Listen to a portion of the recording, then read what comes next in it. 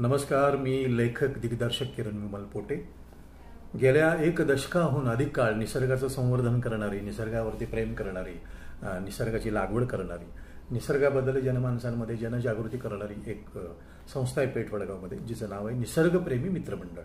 तर ही संस्था, निसर्गप्रेमी मित्रमंडळ ही संस्था आणि एक चिल्लर पार्टी नावाची एक संस्था आहे। तर चिल्लर पार्टी काय करते ही संस्था? ही जी आडवळणाची लहान मुलं आहेत त्यांना जगभरातील विविध भाषेतील उत्तमोत्तम सिनेमे दाखवते आणि त्या मुलांचं प्रबोधन करते। तर ही जी संस्था आहे चिल्लर पार्टी, तिची शाखा आहे पेठ वडगावमध्ये आणि तिचा वर्धापन दिन आहे।